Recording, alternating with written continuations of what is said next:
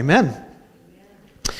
Just a quick note, in case you're wondering what about the absence of our other pastoral staff this morning. Pastor Dawn's been on holidays this week and enjoying that through the long weekend, which is very good, a well-deserved break for her. Her and Chris, I think, are away this weekend. And then Pastor Ian is actually preaching over at our sister church, Timbers, this morning. They needed someone to fill in there, and so he has gone to do that. So it's not that he's doing nothing today. He's actually preaching probably as we speak as well, which is great. So just want to let you know where they were at. But today we are digging into another story. We are in a great series that we've been enjoying called The Stories That You Thought You Knew. And can we just get that first slide up there so I know we got that moving, and then I'll take over from there. There we go. The Stories That You Thought You Knew. Now here's the thing about this series that's really important just to know. If you've been with us through this series or if you haven't, we're going back and digging a little deeper into some of the sort of well-known Bible stories to see what they actually might say that might be a little different than we remember. And the reason we're doing that is not because the biblical text is wrong in any way, but just because sometimes the way that we've heard it or remember it or have learned it may not be entirely accurate. So we want to challenge not the Bible, but we actually want to challenge our assumptions about it, and then also be able to see how these stories connect to life. So we've got a really fun one that we got up on tap for today. And this is a story that has found its way into our cultural imagination in lots of different ways. From songs by Johnny Cash or Louis Armstrong to video adaptations and even recent memes that were appropriate earlier this month. There it is. So this is, of course, the story of Shadrach, Meshach, and Abednego in the fiery furnace. And this is a great story. This is a lot of fun. But it is so much more than a children's story about chocolate bunnies. If you've watched VeggieTales, you get that one. If not, sorry. Anyways. But it is so much more than a children's story in any context. I think I remember this story on flannel graph when I was going to Sunday school as a kid, which really dates me quite a bit. But that's okay. But this is a story that has so much relevance for our cultural moment today, to speak into the things that we're experiencing as followers of Jesus in our day and time. So we are going to be reading this whole story kind of throughout the message today, but just to set the stage, we'll start with the beginning of the story, first 7 verses of Daniel chapter 3, which is where the story is found. And then we'll do a little bit of talk about backstory and how we got here before we dive into the rest of the story. We'll make some observations about it, and then some connections for us today as we consider this story. So let's start out Daniel chapter 3, verses 1 to 7 to begin. King Nebuchadnezzar made an image of gold, 60 cubits high and 6 cubits wide, and set it up on the plain of Dura in the province of Babylon. Then he summoned the satraps, prefects, governors, advisors, treasurers, judges, magistrates, and all the other provincial officials to come to the dedication of the image he had set up. So the satraps, prefects, governors, advisors, treasurers, judges, magistrates, and all the other provincial officials assembled for the dedication of the image that King Nebuchadnezzar had set up, and they stood before it. Then the herald loudly proclaimed, "Nations and peoples of every language, this is what you are commanded to do. As soon as you hear the sound of the horn, flute, zither, lyre, harp, pipe, and all kinds of music, you must fall down and worship the image of gold that King Nebuchadnezzar has set up. Whoever does not fall down and worship will immediately be thrown into a blazing furnace. Therefore, as soon as they heard the sound of the horn, flute, zither, lyre, harp, and all kinds of music, all the nations and peoples of every language fell down and worshiped the image of gold that King Nebuchadnezzar had set up." All right. Well, let's ask the question, first of all, how did we get here? And by here, it's sort of a geographic question. How did we get into the province of Babylon? How did we get to this point in history where this is happening with this king setting up this golden statue that everyone's supposed to bow down to? Quick backstory. And for it, we're going to start about 1,000 years earlier. It'll be quick. It's not going to take us 1,000 years to get through it. It's all good. So 1,000 years earlier was the story of the Exodus, and God rescuing his people from the powerful nation of Egypt, where they were enslaved. and had been there for about 400 years. And God did that. He rescued them by sending a whole number of plagues against the Egyptians and against their king, Pharaoh, in order to compel them to let God's people, Israel, go out of slavery. Now, this wasn't so much about sending plagues and hard things against the people of Egypt as much as it was a power encounter between God and the gods of Egypt. Each one of the plagues kind of corresponded to how he was actually showing himself more powerful than the gods of Egypt. And he showed himself again and again and again to be more powerful, to a point where finally Pharaoh let God's people go. Now, as they were leaving Egypt and on their road to the new land God was going to give them, the promised land, God set up with them a covenant, which was basically an agreement to the terms of how they were supposed to behave as God's people. There were certain things they were supposed to do, certain things they were not supposed to do, in order to actually show that they were the people of Yahweh, which is his name, God. And within this covenant, God actually set up things that were going to be both blessings if they obeyed the terms of the covenant, as well as curses if they didn't. And those are recorded actually in the book of Deuteronomy chapter 28. There's supposed to be blessings. If they obey, there will be blessings of fruitfulness in their families.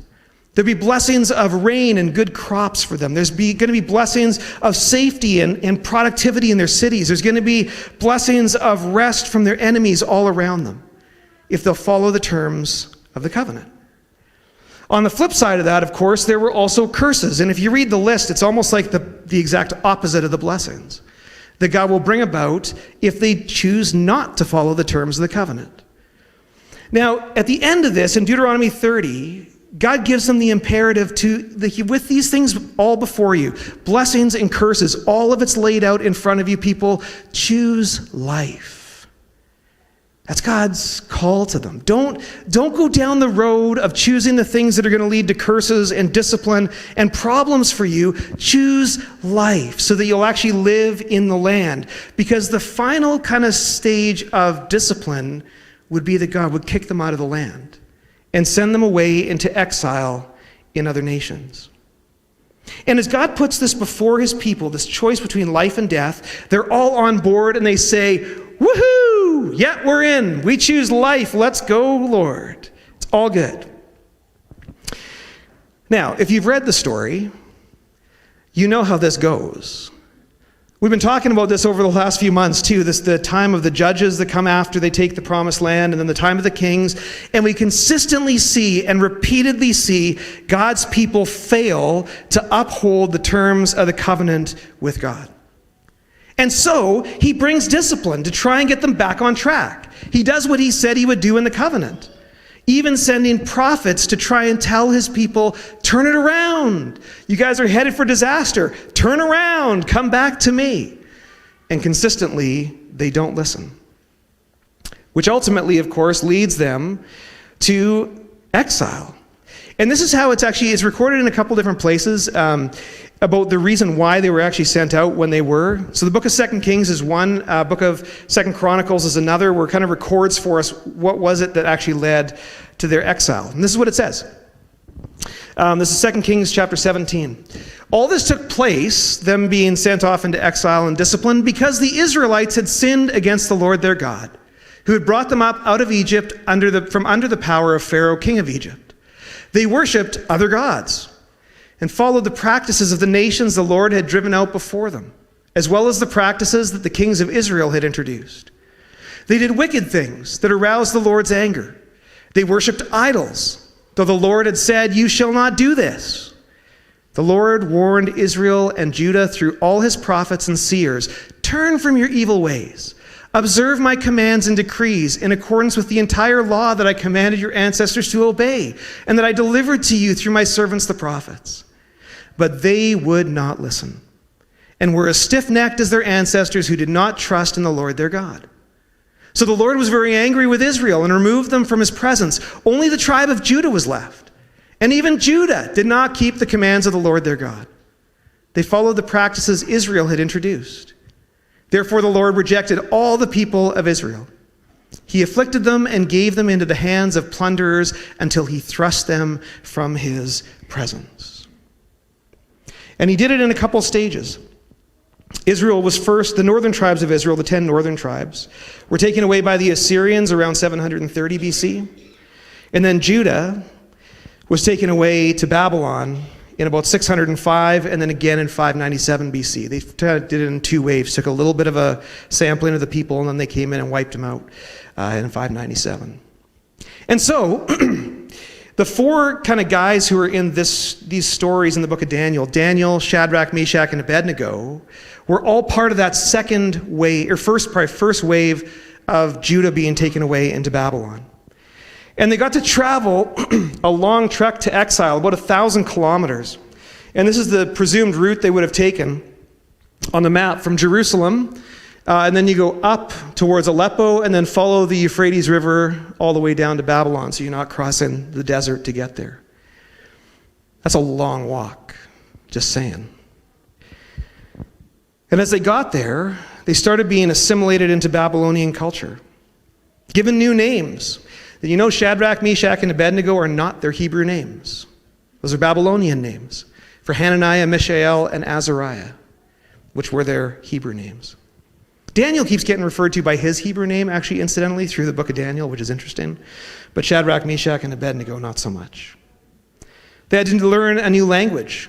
And actually, we hardly have any examples anymore of ancient Hebrew text, because now they actually use the Babylonian text. They had to abandon their temple practices. There was cultural genocide at work. And Ian's actually going to talk about that more next week, because next week we're going to be looking at another story in this book, which is also a really fun one. So stay tuned for that. But that brings us now forward to where we are in our current story in the book of Daniel with Shadrach, Meshach, and Abednego, and this king, Nebuchadnezzar, who's the king of Babylon, who's the one who overthrew Jerusalem and took them into captivity. And he has now set up a huge statue, this idol, here in chapter 3. Now you got to wonder, if you've read the story before, if you've read Daniel chapter 2, Nebuchadnezzar has a dream. And he doesn't know what the dream means. Daniel and Shadrach, Meshach, and Abednego end up praying. They find out the interpretation of the dream, which Daniel delivers. And in the dream, there's also a large statue that's built. And it has a golden head and then different compositions for the rest of the body. But the golden head represents King Nebuchadnezzar and his kingdom, who Daniel says is the king of all kings of the earth. He is preeminent over the kings of the earth. He's the man, right? And I wonder, was it the dream that gave him the idea in chapter 3 to build a big statue? Now, we don't actually know what the statue was of. We don't know if it was one of the gods of the Babylonians. We don't know if it's a statue of the king himself. It totally could have been. But he builds a 90-foot statue of gold and wants all the leaders in the province of Babylon, which is quite an exhaustive list, by the way. I don't know if you caught that. To bow down and worship this statue as a declaration of loyalty to the king, whenever the, again, fairly exhaustive list of instruments are played. Now, the problem for Shadrach, Meshach, and Abednego is that while they're living and working in Babylon and doing things for the good of Babylon, according to Jeremiah, the prophet who told them to do that, they were also in a covenant with God, which told them not to bow down to idols, right? It's right there, actually, at the start of the covenant. Exodus chapter 20. Don't have any other gods before me, and don't bow down and worship any idols. Not supposed to be doing that. And that's what got Israel in trouble in the first place. So now, here they are faced with the choice of whether they're going to do that or not. So we have a king who thinks he is all-powerful, and a people who are called to only serve the one true God. Well, that sounds like a tension that's going to boil over, does it not? So let's read the rest of the story to see what happens in the story. We'll read the rest of it all the way to the end of verse 30. And then we're just going to make some observations about the story, just a few observations and some connections for it today for us. So let's carry on. Daniel chapter 3, verse 8. At this time, so after all the people had bowed down to the statue, at this time some astrologers came forward and denounced the Jews. They said to King Nebuchadnezzar, "May the king live forever. Your majesty has issued a decree that everyone who hears the sound of the horn, flute, zither, lyre, harp, pipe, and all kinds of music must fall down and worship the image of gold. and that whoever does not fall down and worship will be thrown into a blazing furnace. But there are some Jews whom you have set over the affairs of the province of Babylon, Shadrach, Meshach, and Abednego, who pay no attention to you, your majesty. They neither serve your gods nor worship the image of gold you have set up. Furious with rage, Nebuchadnezzar summoned Shadrach, Meshach, and Abednego. So these men were brought before the king, and Nebuchadnezzar said to them, "Is it true, Shadrach, Meshach, and Abednego, that you do not serve my gods or worship the image of gold I have set up? Now, when you hear the sound of the horn, flute, zither, lyre, harp, pipe, and all kinds of music, if you are ready to fall down and worship the image I made, very good. But if you do not worship it, you will be thrown immediately into a blazing furnace. Then what God will be able to rescue you from my hand?"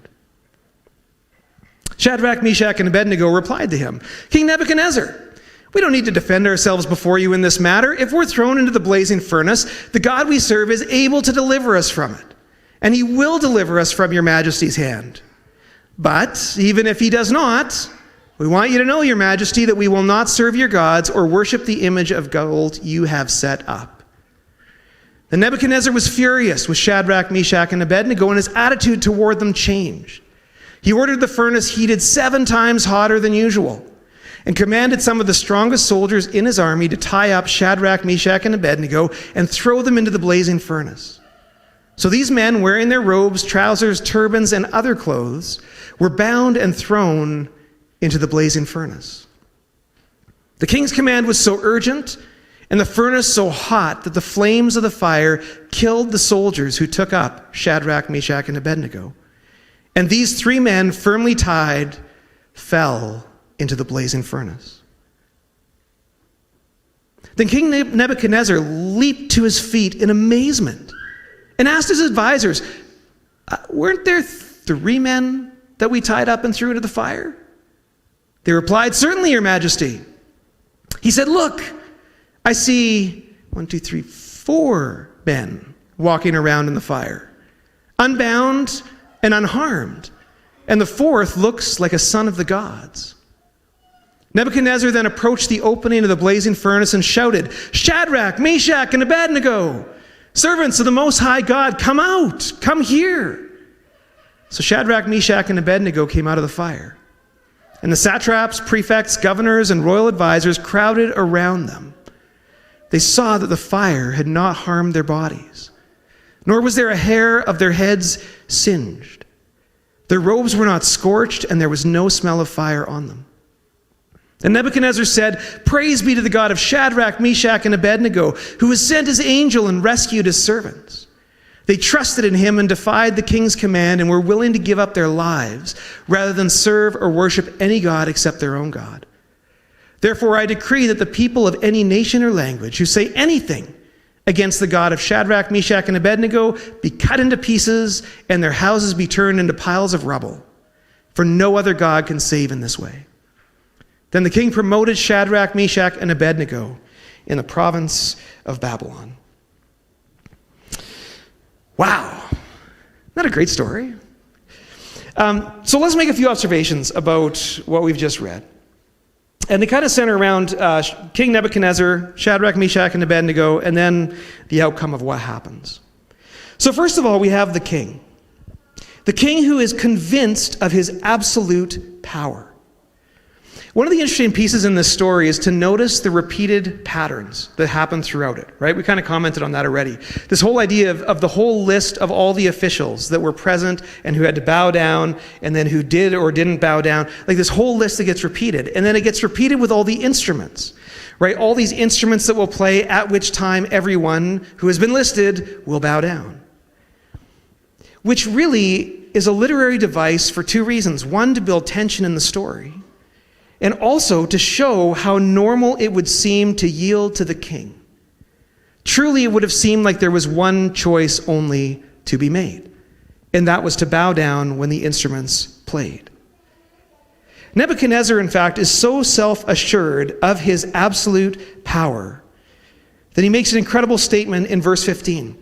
When he says to Shadrach, Meshach, and Abednego, "You guys are going to do this for me. You're going to bow down and worship this thing when the instruments play, because otherwise, what God will be able to rescue you from my hand? What God has more power than I do? This king got a bit of a chip on his shoulder, frankly. And when his power and authority actually get challenged by Shadrach, Meshach, and Abednego, it says in the text in the NIV that his attitude toward them changed. The word literally is image, which is kind of an interesting word to use when he's built this huge image of gold. But his whole posture towards them changed. And the king's actually the one who promoted Shadrach, Meshach, and Abednego to their position that they're in as administrators over the province of Babylon in chapter 2. So he actually had a favorable disposition towards them after Daniel had interpreted his dream.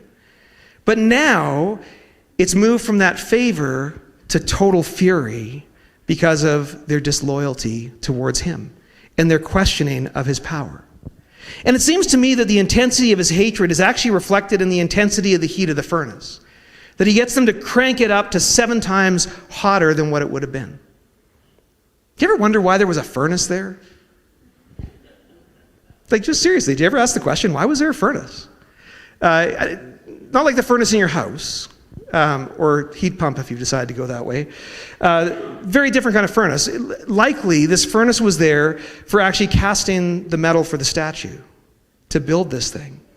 Now, we have no archaeological evidence to help us know for sure, but if it was a furnace that was there for that purpose, it would have been hot. How hot, you may ask? I'm glad you asked. Did you know that gold's melting point is 1,064 Celsius? Depends a little bit on the purity of the gold, but the higher the carat of gold, the hotter it has to be to actually bring it to melt.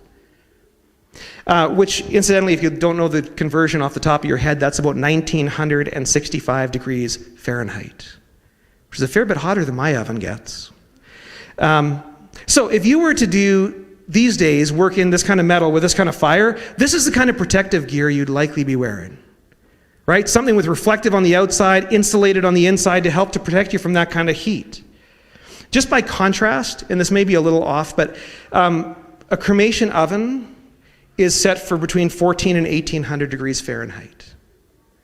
So this might have been hotter than that, just for perspective. So this is, I think, how hot the rage of the king had become, that his power and authority had been questioned.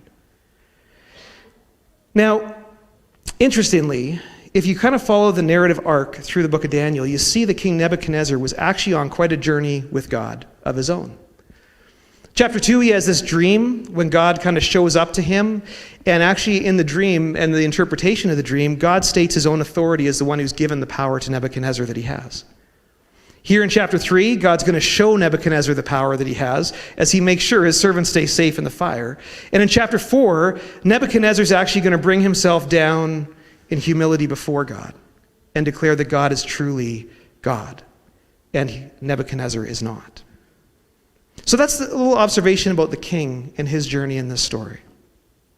Now, Shadrach, Meshach, and Abednego, what about them? Well, they're there in the first place because they had been appointed as administrators over the province of Babylon. Daniel is still in the royal court, so he's not here among the rest of them. But they had been promoted, like I said, at the end of chapter 2, after they had been a part of helping Nebuchadnezzar understand his dream. But when the decree is given and the instruments play, notice what they do, or maybe what they don't do. They just don't worship the image. They don't go running up past the king, thumbing their noses at him and saying, "Screw you, king. We're not doing that." They don't do that. They just choose to not bow down. They don't make a huge show, and in fact, they have to be ratted out by some astrologers who had some professional jealousy going on that they hadn't bowed down when the instruments had played. Shadrach, Meshach, and Abednego were convinced of the absolute power and authority of God, not the king. And so they refuse to bow down to this image because they know they're not supposed to. And even when they're given a second chance at the little private ceremony the king arranges for them, when he's going to have the instruments play just for them, the harp, zither, lyre, whatever, even still they refuse to bow down because they have total confidence that God is able to save them but they choose to be loyal to God whether he will or won't. Which is an interesting piece for these guys because they really did not have a plan B. If God does not show up and deliver them, they're dead. Which actually makes their statement almost a little funny. I don't know if you caught it. But think about this, right? Because they say, even if God doesn't rescue us, we still won't worship your gods. No kidding. You're going to be dead. You're not going to be... Anyways, so there's really no loss that way. But they didn't have a plan B. They were all in on this, and they were willing to stand with their God. Which actually makes this conflict not so much between Shadrach, Meshach, and Abednego and the king, but between God and the king. Who is the one who's going to be shown to be powerful in the outcome of the story? So, the outcomes of the conflict really between God and the king. Did you notice the difference in the outcome between who you have loyalty to? The guards who had loyalty to the king, when they took Shadrach, Meshach, and Abednego to the furnace, died from the heat.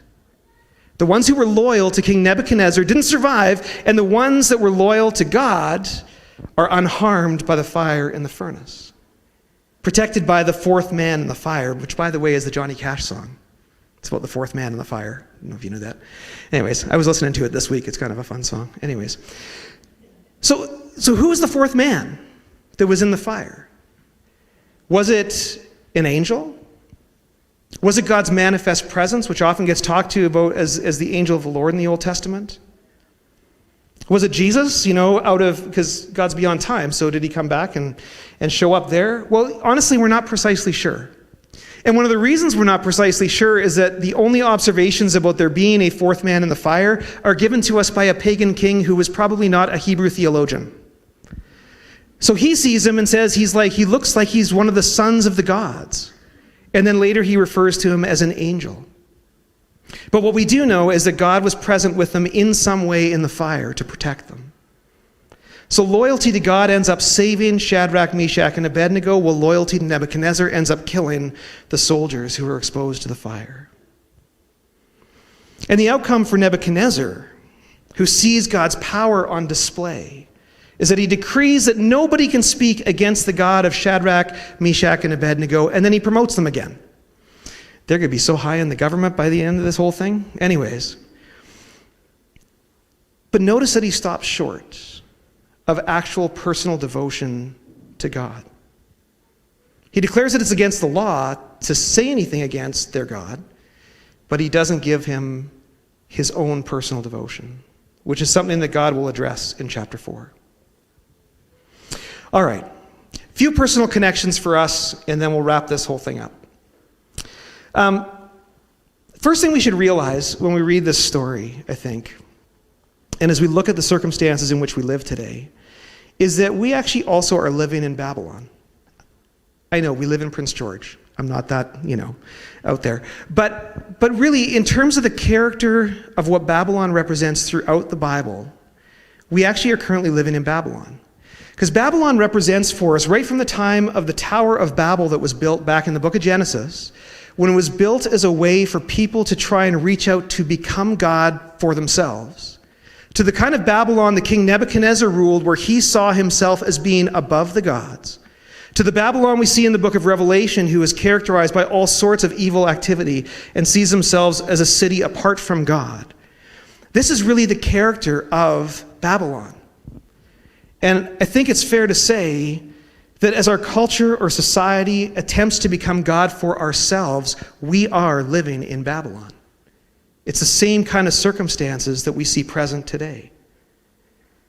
And honestly, I think that this period in Israel's history is probably one of the best for us understanding how to live in the times that we do, by looking at what Shadrach, Meshach, and Abednego and Daniel did as they lived in exile.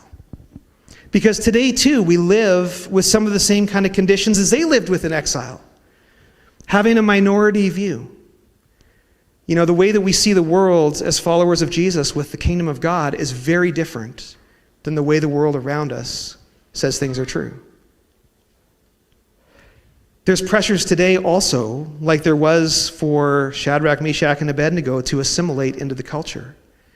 for fear of reprisal if you don't choose to get on board with all of the values and the language and everything else. And there's a temptation to rebel and try and grasp power for ourselves, fighting to overthrow those forces so that we can be in charge instead. But there's some things I think we can learn from Shadrach, Meshach, and Abednego for how they chose to live in their day that apply to how we can live in our own Babylon that we live in. Living instead for the kingdom of God in our day instead of the kingdom of the world that continually pressures us. And a part of that is choosing to actually resist the pressures of Babylon. Because Babylon does encourage and cultivate and celebrate evil of all kinds. And we see that happening in our day and age as well. So living for God's kingdom means actually resisting the temptation to be pulled in the way of the world in which we live. But as we do that, one of the things we've got to realize is that not every hill is worth dying on. Can I just put that out there? Not every hill is worth dying on. If you read the book of Daniel, there's 3 times only of resistance they actually stand up to Babylon. Chapter 1, it's about food and choosing to eat something different, and then God honors that and promotes them. Incidentally, Daniel later actually does eat the food of Babylon, so that's just an interesting side note. Chapter 3, the idol that we just read about, and chapter 5, when they're told they can pray to nobody else except for the king. Those are our 3 instances of resistance to Babylon in the book of Daniel. But they were all important because they really were about who is truly God. And that is a hill worth dying on. So when you actually have a hill that is worth dying on, like who is truly God and who will we choose to set as the king of our lives, then we should actually choose to die on that hill. But that also just means living faithfully as a child of God. We don't have to be really nasty about making that choice. Shadrach, Meshach, and Abednego didn't make a big show. They just chose to be faithful to follow their God and not do what the king had ordered. They didn't go around with some kind of bumper sticker saying, like, no way, king, I'm not doing what you say. They just didn't do it. And then if you get ratted out, choose to still stand firm and trust in God to be your deliverance and your help. They didn't have a plan B. We may not have a plan B. They were willing to accept the consequences of what would happen if they chose to stand up for what they believed. The early church, they believed in Jesus as truly God who had been raised from the dead. And it caused a lot of trouble for them. In fact, so much to a point that many of them were martyred and killed for their faith. And that's something that wasn't just true in the early church, that's continued to be true throughout history since. But did you know that the word martyr actually means witness? In their death, they also proclaimed what was true about who God is. Shadrach, Meshach, and Abednego were delivered and got to show the power of God and who he truly is, but it's also seen through the death of God's saints. So, not every hill may be worth dying on, but some may actually cause us to die on those hills. But resistance can look a lot of different ways of resisting the way that Babylon influences us. I'm just going to share a few real brief ones and then one specific example. Resistance could look like choosing to limit the influence that media has on us. Choosing to turn off your phone. Choosing to limit your social media exposure so that the narratives and values of our culture are not nailing you every moment of every day, convincing you to think and live differently than what God's called you to live. It could mean choosing a different rest and work rhythm than what our culture says we should be governed by.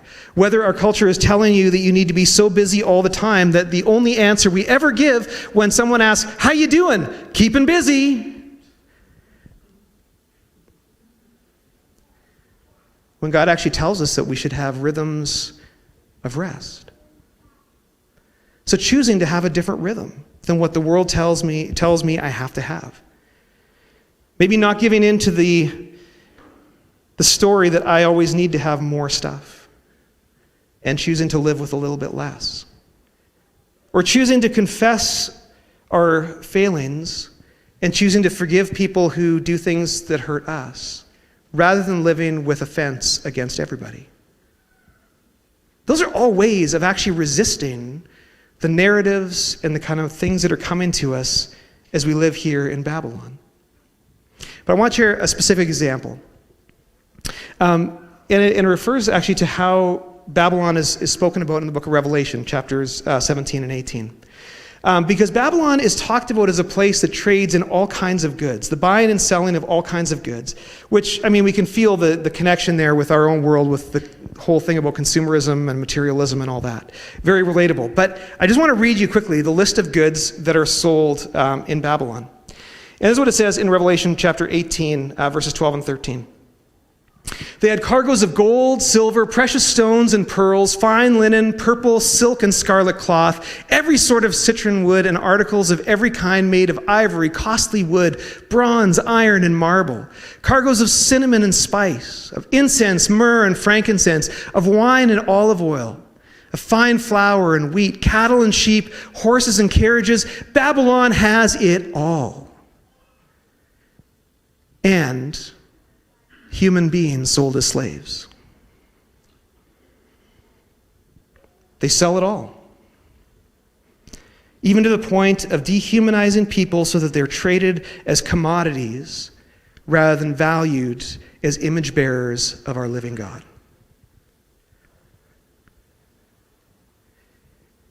And unfortunately, that is the world that we live in, as we're hearing about. It's a world where we will trade in human flesh to be used as slaves in all kinds of ways. Used to just be for work. Now it's for other things. Part of resistance in our day is to stand up and say no to human trafficking. To which we can do that in a number of ways. We can actually choose that by not seeing other people as less than ourselves. So we actually elevate people and treat them all as image bearers of God. But it also can mean taking steps and joining in things where we actually speak out against human trafficking. Which is why we're glad to be doing this thing with the Strawberry Girls. To be able to stand up and say that in the kingdom of God, people are to be valued as his children and not be dehumanized and made subservient to others. So, when you think about coming to a dessert night, yes, it is a great date night.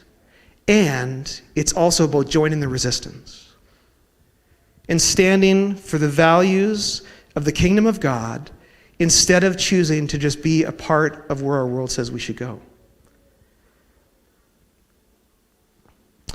The thing is, church, and this is the note I want to leave you on, there's a lot of hope for us as we live in our current iteration of Babylon.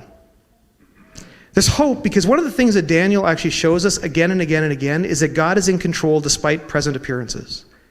Even though we see things that may look really, really brutal and really, really hard, God is still the one in control. He was able to change a pagan king's heart. It took a little while. Nebuchadnezzar was a bit stubborn. But God changed his heart and had him actually submit to God's authority in his life. God can also be the one that causes people to flourish even under persecution. He's done it so many times. When the church has been persecuted, that's typically the time it absolutely flourishes and grows. We see it even in the stories of the Old Testament. God can build his church and his kingdom even when speaking his name becomes illegal.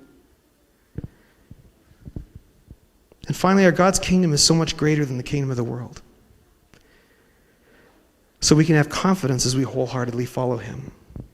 Because just as he put a fourth man into the furnace to protect Shadrach, Meshach, and Abednego, he's placed the Holy Spirit in us to empower us, to lead us, to give us strength when we need it, to be active in bringing about his purposes in the world. So, have hope in the midst of resisting the Babylon in which we live. Well, church, we're going to turn to a time of response and just reflect a little bit on what we've heard from the Lord today, which may have been hard. But I just want to take a moment just to, as our worship team comes, as the servers come to the Lord's table, Tara and Carol Joy move to the prayer room. Just to let you know how we're going to do this, if you're new here, just to let you know what we do in this time of response. We take several minutes for a few songs of worship to sing as a way of really declaring that our God is the one who can save us, the one who we trust in to save us, who is present with us in our trials. And while we're singing at the beginning of this time as well, we invite you to the Lord's table to come and to eat the bread that represents Jesus' body that was nailed to the cross, and to drink the juice that represents his blood that was poured out as he hung there and gave his life for us so that we could have life. That was the way that he won victory over the kingdom of the world, and now has been given all authority in heaven and on earth. And as we come to the table, we celebrate Jesus' victory over death for us, that through his death we can be forgiven by God. And so we come to this table for that reason, to proclaim and celebrate that. And even as a way of bending our knee to him as being our true King. We also have the opportunity to come to the Lord in prayer. And the prayer room is open. I know the doors are closed. That's only for noise. So go in at any point during our time of response or just after the service. And Tara and Carol Joy would love to pray with you for any prayer need you may have. Because we come to our God as the one who can save and help us. He is the one who actually has the power to save. And so we want to come to him and ask for that. And finally, a little later on, our ushers will come through and receive our morning offering, which is just our way of giving back to the Lord a portion of what he's given to us, which is what we do for our King. So church, why don't you stand and join us in this time of response. Come to the table as you're ready. Sing these songs with us, go for prayer, and let's worship our King.